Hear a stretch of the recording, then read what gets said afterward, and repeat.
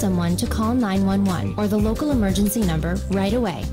Step 4. If the person is not breathing or is gasping, prepare to give chest compressions. Kneel beside them and put the heel of one hand on the center of their chest. Place your other hand over that hand, lacing your fingers together. Position your shoulders directly over your hands, keeping your arms straight and your fingers off the chest. Step 5. Push hard and fast, at least 2 inches, then let the chest rise completely before pressing down again. Don't take your hands off the chest, just your weight. Step 6. Keep going. Do not stop compressions until the person shows an obvious sign of life like breathing. The scene becomes unsafe. An automated external defibrillator or AED is ready. You're too exhausted to continue, or a trained responder takes over. Step 7. Get training and encourage others to do so by taking an American Red. Malinaw po ba ang ating gagawin? Gagawin natin, meron tayong return demonstration. Review lang uli natin yung ating gagawin. Unang-una, check for scene is safe. Kung safe ba yung ating lugar. Then, pag safe siya, call for help. Then, check mo yung patient. Pag check mo ng patient, negative pulse, negative breathing, gagawin mo, call for a healthcare provider, ambulance for example, with AED. Kung walang AED, kahit ambulance lang. Yan. Then, start CPR. Ilan uli yung CPR natin? Ilan uling compression per minute? 100 to 120 compression per minute. Ayun. Ilang inches? 2 inches. Ayun.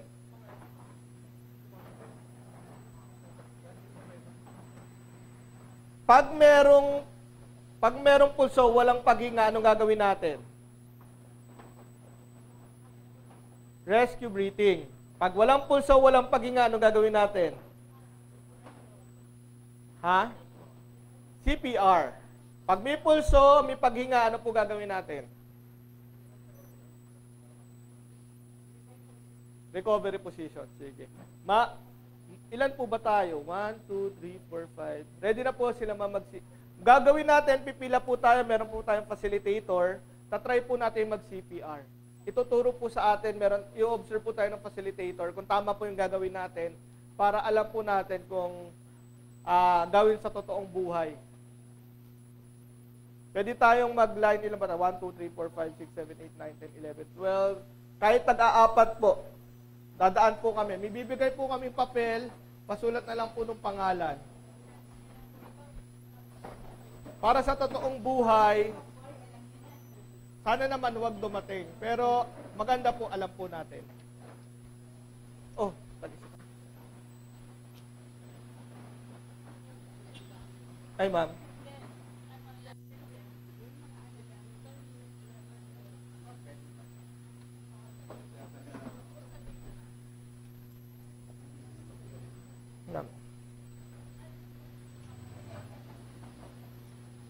May tanong po bago tayo mag-start dun sa tawag dito, return demonstration.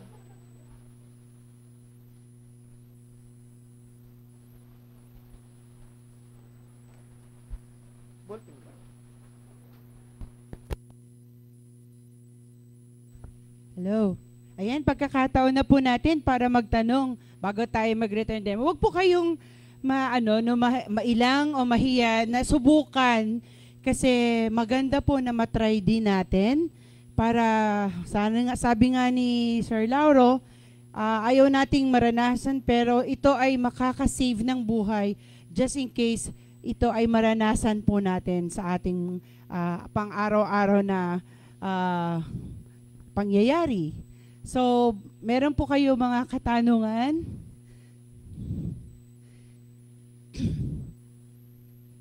Ito magic bag na naman ni Nurse Grace. Ayan po, siyempre ako muna unang sino yung magtatanong? Sino yung magtatanong? Bibigyan natin ng prize. Ayan, sir. Hello, good morning po. Sider po from OVCRD. Sir, confirm ko lang yung nabanggit niyo po kanina na new guidelines from American Heart. na kapag magpe-perform po tayo ng rescue, dapat i-cover ng cloth or face mask yung mouth nung patients? Nung COVID transmission, Sir, hindi ba siya magiging parang obstruction or mas mahihirapan siya makahinga? pag hindi ganun? naman. Kasi gumawa sila ng study na, di ba kahit naka-face mask naman tayo, nakakahinga tayo. Ayun lang yun. At the same time, yung mga saliva ng patient or hindi magta-transfer. Kasi pag nag-CPR ka, kahit pa paano, pag pump mo ng ganun, may lumalabas na airway.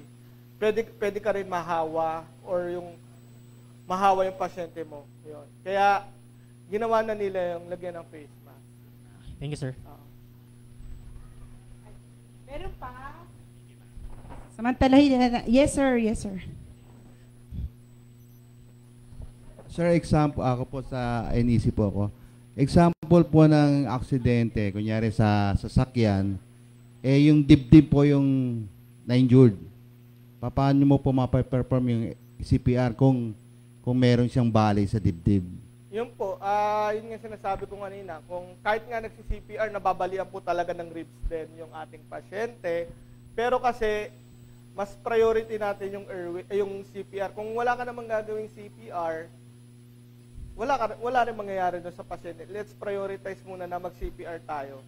Then, kung wala talaga, kung nakatusok, minsan kasi may insidente na nakatusok yung ribs doon sa baga, for example, pag ginagalaw mo, titimbangin talaga sa sitwasyon kung helpful ba yung CPR. Pero malamang kasi kung walang pulso yun, helpful po talaga yung CPR kasi hindi natin masasagip yung pasyente, lalo siyang mamamatay kung wala ho tayong gagawin. Ayun na lang. Ganun pa rin po. Ganun pa rin, sir. Ganun pa rin. Ganun pa rin. Nipple line or half ng sternum, tansyahin nyo pa rin, then CPR po tayo. Ayun. Kasi, yun nga sabi ko, itong CPR is life to death situation po ito. Hindi ito yung, pag hindi natin ginawa, mabubuhay yung pasyente. Automatic, pag di po natin ito ginawa, mamamatay po yung pasyente natin. Or, kung mabuhay man, siguro, kung dumating maaga yung tulong, pwedeng brain dead yung pasyente natin. Ayun. Okay. Thank you, sir. Pero kanina merong early bird tayo, kaya si ma'am, always anong pa to ma'am, congrats. Monday pa si ma'am, parokyano na natin, kaya meron siyang special award kay Nurse Grace. Meron pa po tayong tanong, pag maganda yung tanong, yan. Hello po. Kunwari po may situation po na may victim na nakahiga dyan, tapos di na-check mo na wala naman siyang ibang injury. Parang yung turo po kasi, compression na po agad. So, yung tanong ko po, kasi parang dati, ang turo is airway, check mo na kung may naka-obstruct breathing. Hindi na po ba yung pagdadaanan? Compression na agad? Yung kanina sa video, ang gagawin natin is, una, check for scene safety, then check for responsiveness ng patient, then after nun is, check for pulse and breathing. Pag check natin ang pulse and breathing, hindi na siya yung tinatapat natin dito. Sinabi ko kanina, check mo ng pulse, observe yung rise and fall ng chest. Kasi pag gumanong ka, risk for transfer ng infection kung hindi mo alam yung pasyente, kung alam mo COVID or something. Nakikita mo pa rin, same lang. Kasi ang nangyayari lang, pag tinapat mo minsan dito, nararamdaman mo yung moist ng pasyente kung humihinga. Ayun lang yung rationale nung pag tinapat mong ganon. At the same time, tapat na tapat mo, nakikita mo umangat. Pero kasi kahit nakaganto ka naman, nakikita mo naman kung humihinga o hindi. Ayan, pagka yun, ulitin ko, inulit natin ng simula, is check for scene is safe. Gagawin ko na lang for example, para dire-diretso. Dumating ako, scene is safe. Hi, I'm Lauro Reyes. I'm a trained healthcare provider. Can I help? Yan, sinabi ko. Sige po, tulong po kayo. Hey, are you okay? Hey, are you okay? Unresponsive yung pasyente. Sasabihin ko, tawag po kayo ng ambulansya sa health service. Ita-assess ko po yung pasyente natin. Pagka-check ko ng pulse, yung sa chin, downward, then sa side ng neck, tignan ko yung carotid pulse, negative breathing. At tawagan nyo na po yung health service kung meron po silang AED, kuhanin nyo po yung AED para i-start ko na pong mag-pump kasi wala pong buhay yung pasyente natin. Yan.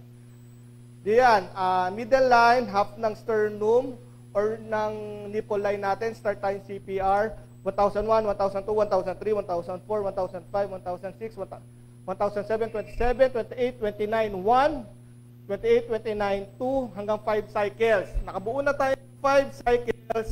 Check ulit tayo ng pulse and breathing. Ngayon naman, pag-check natin ng pulse is, merong pulse, walang breathing. Gagawin naman natin doon is head tilt, chin lift, and rescue breath. Pagka-rescue breath natin, 10 cycle, 1, 2, 3, 4, 5, 2, 1, 2, 3, 4, 5, 10. Then, recheck ulit tayo. Positive pulse, positive breathing, recovery position. Ayun. Ayun yung magiging cycle natin. Pero pag dumating yung AED, 29.5, dumating yung AED, gagawin nun, kahit nag-i-start kang CPR, dumating yung AED, well-trained naman yung magmidalang AED, ina-attach niya na yung pads, naka-on na yon, sabihin nun, habang nag-CPR ka, sasabihin naman ng machine sa'yo nung AED na, stop CPR, analyzing heart rate. Pag sinabi na nung AED na gano'n, hold tayo. Yon. Shock advice, nagsasalita na yung AED. Charging. Clear, all clear, we're clear. Sasabihin na, press the shock button. Pag shock mo ganon, sasalita uli yung AED, start CPR. CPR uli tayo. Naka-attach lang yung AED doon. Usually si AED is, naka-program siya ng 5 cycles, 1 minute. Magde-detect uli siya ng heart rate. Sasabihin niya uli, stop CPR. Bali, ang magpo-prompt na ng CPR pagka merong AED is AED na mismo. Kung sasabihin niyang stop, continue CPR. May tanong pa po? Okay, dahil si ma'am ay from UP student natin. Yan, meron silang feminine wash. Gano'ng kalakas ang pag-pump na gagawin sa kanila? Sir, may tanong dito si ma'am, paano daw kung seizure, ano daw po yung gagawin, seizure? Sa seizure kasi, usually, check mo pa rin yung, ganun pa rin. Pagka may seizure, for example, nakaupo yung pasyente natin nagsi-seizure, gagawin lang natin is assist the patient in lying position, then secure the head ng pasyente natin. Kasi usually seizure nanginginig, ang i-prevent lang natin doon is yung injury ng ating pasyente. Kasi usually mga epileptic, regular na sila nagsi-seizure. Ang gagawin lang natin doon after ng seizure, advice natin kung ano nangyari sa kanya, ganyan. Then, secure the head. Nilalagyan pa ba ng kutsara? Hindi na. Kasi usually, ay yung nagkukos ng aspiration doon sa pasyente natin. Pag nakagat yung kutsara, nababasag yung ipin, pwedeng pumasok doon sa baga. Kaya ginagawa natin, usually naman kasi yung epileptic is electrical impulses. Pag nag-seizure tayo, tumitigas yung dila. Pag tumigas yung dila, papasok. Nagko-contract yung muscle kasi yung dila natin. Kaya hindi rin nababite yung tongue. Ayun. May nagtanong dun sa FB Live natin, paano daw pag pedya? Gano'n yung depth? Ang depth pag pedya is kung 0 to 28 days is 1.5 inches. Kung 1 to 8 years old naman is 2 inches, 1 hand CPR. Tatandaan lang natin, pagka pedya or 0 to 28 days is 2 fingers or 2 thumb yung ating pag-press. Saka syempre, depende pa rin sa situation. Ayun. May tanong pa po. Okay. So, pag may mga further question, pwede po kayong magtanong sa aming FB page, UP Health Service Diliman, paki-like lang po para pag may mga iba pa kayong katanungan para tungkol sa mga nakaraan po nating mga lectures ay pahabol, ay pwede nyo po doon itanong. Pwede rin po i-like yung PHU Diliman, yun naman po yung sa public health na FB page. Pwede rin po kayo doon magtanong. Kami naman po sa public health ang sasagot doon. Announcement lang po na magandang balita dahil bukas ay mayroon extended due to public demand. Extended po ang free blood sugar test at bukas may kasama na pong 50 slots ng free cholesterol. So blood prick lang po yon. Magpa-fasting din po ulit yun kasi